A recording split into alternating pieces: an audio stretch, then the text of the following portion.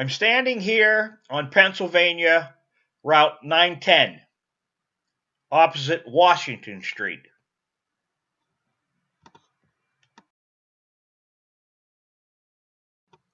I'm about to enter the tiny village of Indianola, Pennsylvania.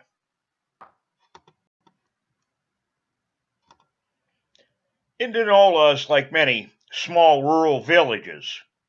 Some were divided in half by the old railroad tracks, the creek, or in this case, the main road.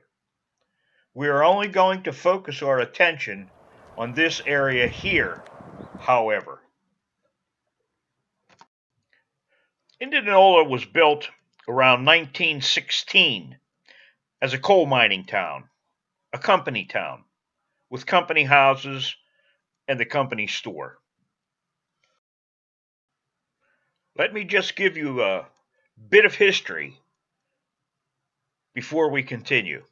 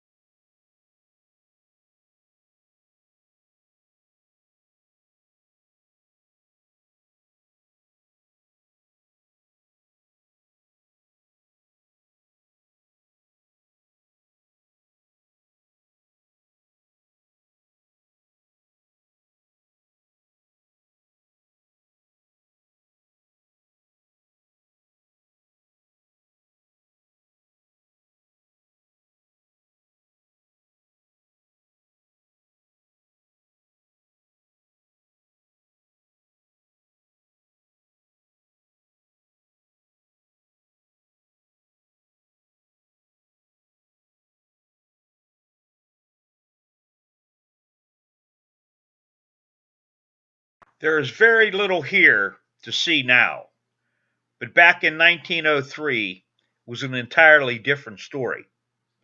Walk with me now into history to the former Indianola Coal Mine and the Indianola Branch Railroad of the Bessemer and Lake Erie Railroad. We will start our walk on a street aptly named Shaft Street. Although the Indianola Mine has long been gone, we will begin by looking at what is here now.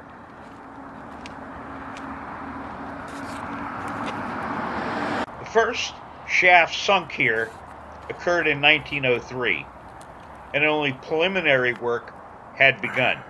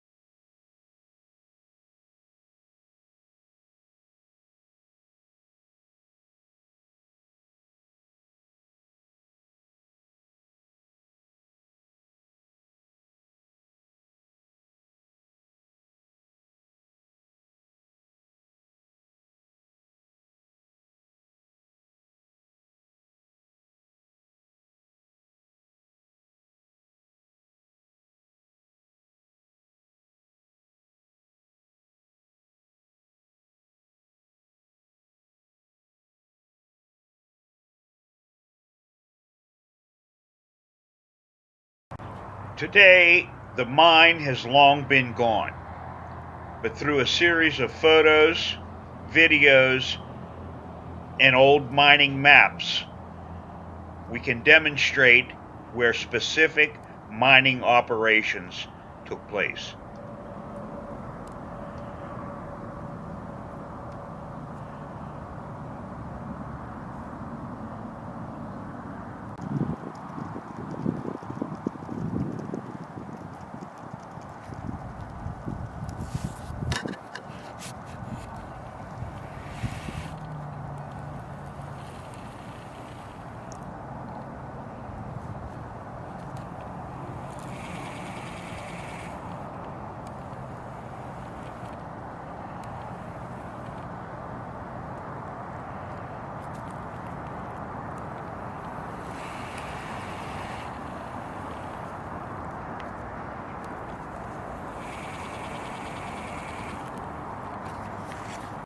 Here we can clearly see where the main shaft was and still is located.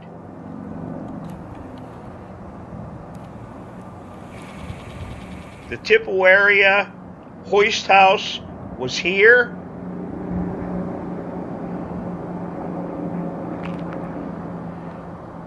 Rail tracks would have been running through this area to the tipple.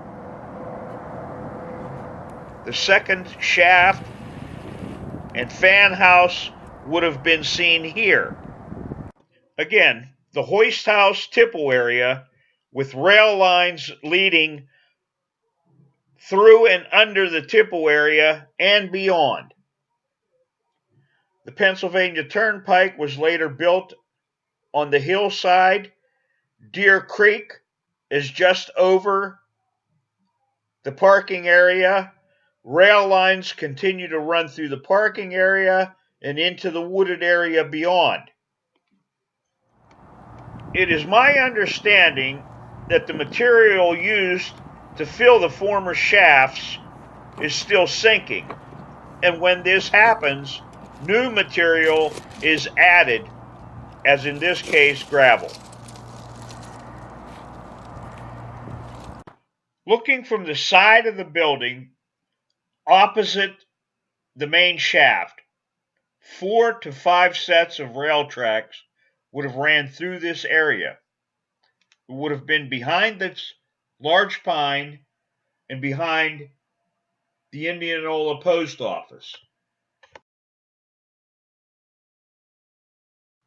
The rail tracks coming from the mine would have crossed Rawlings Run. These tracks were storage tracks, either for empty hoppers or loaded hoppers waiting to be pulled out.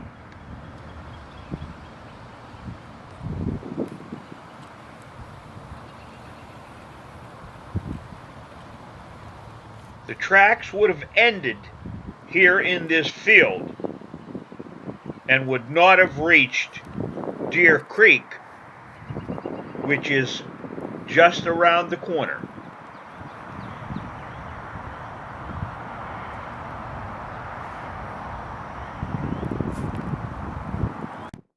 Looking at it from another perspective, standing on the bridge over Deer Creek, Rawlings Run enters Deer Creek. The back side of the existing building would have been the mining area. The mining sets of tracks, railroad tracks, would have crossed Rawlings Run, entered this large field, and would have ended.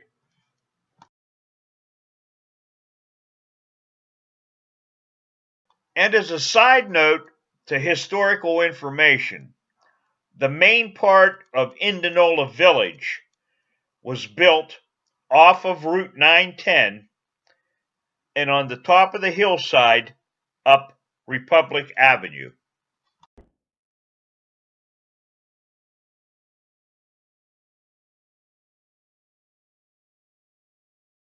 I would like you all to walk with me now up the driveway where St. Timothy's Church once stood. Built in 1920, many a miner worshipped here, many a miner were married here, and many a miner were buried from here. The church withstood the test of time. All that remains is the parking lot and a mound of earth. The church was torn down sometime between 2008 and 2010.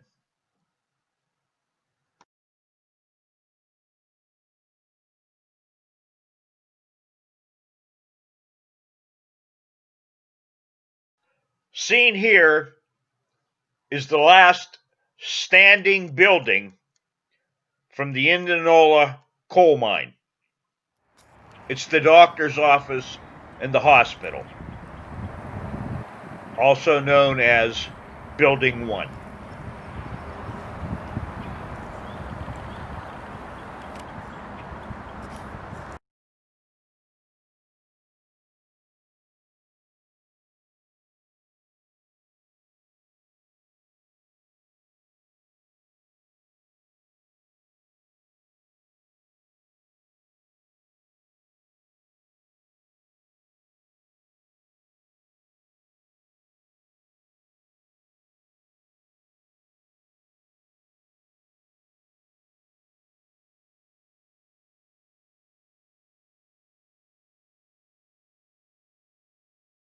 Maps of the Harmar Mine and the LaBelle Coke Company of 1918.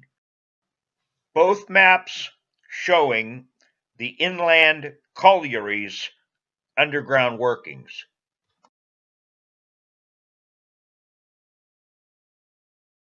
Here is a very interesting map showing the Indianola Coal Company, bordered by the Inland Collieries and the Republic Collieries.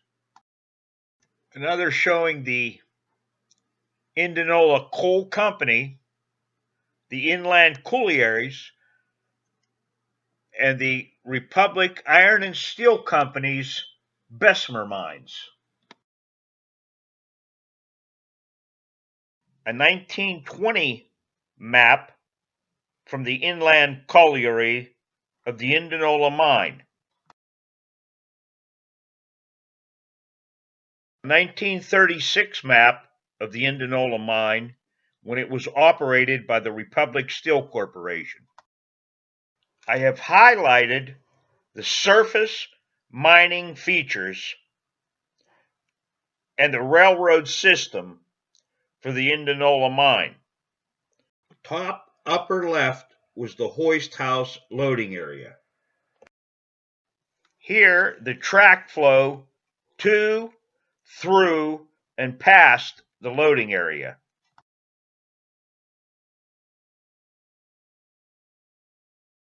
The Bessemer and Lake Erie Railroad will be discussed in part 2 of this video. Rawlings Run flowing into Deer Creek, multiple rail tracks crossing Rawlings Run, and the old Timothy Church.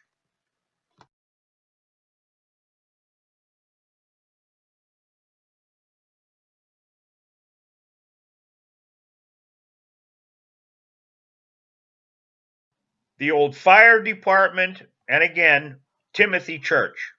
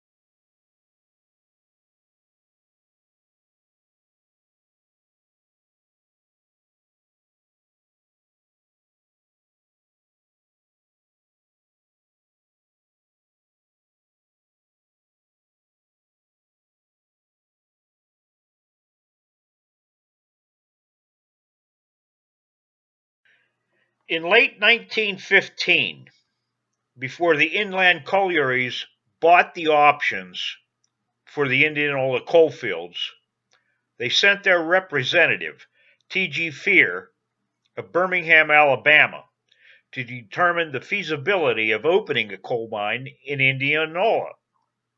After Fear had arrived, he located Taylor's shaft and mineable coal. A short time later, he returned home to file his reports. Inland purchased the property in 1917. Plans were laid, and T.G. Fear returned to Indianola with hand-picked workers. The community and the mine would be built on Washter property and the Crawford property. J. Gaines was put in charge of housing. Some of the first houses were catalog homes, bought from catalogs as kits and constructed on site. These first homes, which numbered at least 100, were built on the hillside above the mining area. The road leading to these homes was named D.P. Boulevard, which was later renamed Republic Avenue. All of the houses were sequentially numbered. A sawmill was built just past Rawlings Run. Many of the Indianola homes were copies of catalog homes. The blueprints from 1917 show plans for 111 homes on the Crawford Farm, Republic Avenue, but the number was lowered to 108 to allow for the 35 additional homes to be built on the Duncan Farm. This section was called the Nancy Duncan Tract, or Russiantown. The Republic Avenue section was originally meant to be the main section of town. There was also a Hillcrest subdivision and a Circle subdivision. In the Circle subdivision, the house numbers ran from number 170 through to number 183. These houses were laid out above and to one side of the mine. Oddly enough, the streets were in a U shape. Washington Avenue, where this video began, was the outer street, with Lincoln Drive being the inner street. There was Grant and, of course, Shaft Street. Other streets named Boss's Row or Silk Stocking Row were where the company officials and bosses lived. Other homes were built on the opposite side of Route 910 and along Indianola Road near Republic Avenue. There were at least 206 homes built here for company officials and miners alike.